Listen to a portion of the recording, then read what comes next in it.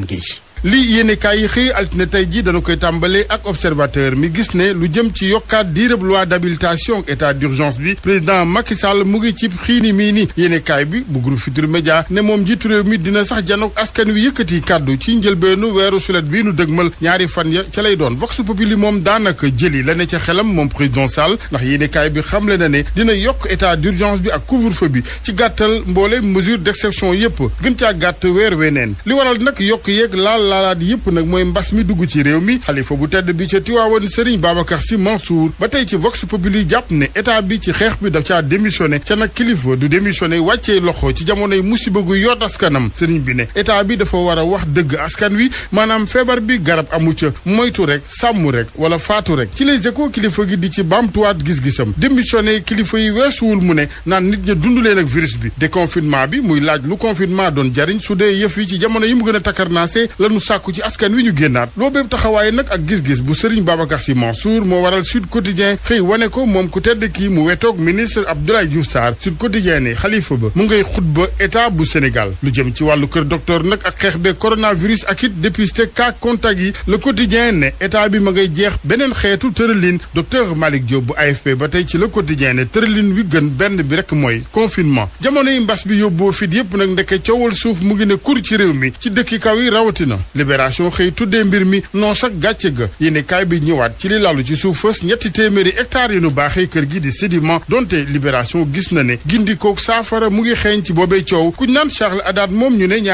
200 hectares suuf ca la jot bu nëppi di dampe wala bëgg a dampe baykat ya ku ci ne 9 junni Simon di Sahel moom yéene kaay bi ne ginnaaw ba mu jotee ci 200 hectares ca forêt classée bu Bandia dañu fa gasab canal di kàmb gu xóot ca gudd ba faf rey fay jur yéene kaay bi di lii quotidien moom xëy sëq waxtaan wu yaa ak Bassirou Diomaye Faye di coordonnateur des cadres bu Pastef muy ñëwaat ci mbirum suufa Sindiali ci gàttal dafa jàpp ne Babacar Ngom dafay wéeru ci jegenteem ak président Macky Sall ngir akimoo suufas baykat yi ministre Seydou Gueye moom di weddi tuuma ci yéenekaay bi di Le Soleil lu jëm ci coowal saax-saaxeem suufas tefesu géej ak Ndakaaru gi ak ñi ne loxo yi ñu jege président de Tchad ne dara amu ca mu ne weddi gee ki leeral la moom ministre Seydou Gueye mu ngi ci yéenekaay bu an keneen kuy weddi ak a leeral Jean-Paul Diaz njiital BCG mi ñu tudd ci càkkutee fag yoon daganalal kopp terrain ci Les Échos moom monsieur Diaz ne dara amu ca terrain bi ñuy wax mu ne mu ngi ne ci corniche ouest bi ci Ndakaaru booy tolloog Fann Mermoz def na càkkuteef naam ngir jot ca waaye mu ne dub régularisation la bëgg marché Sandaga moom taax mu mag ma jëmmal boobee marché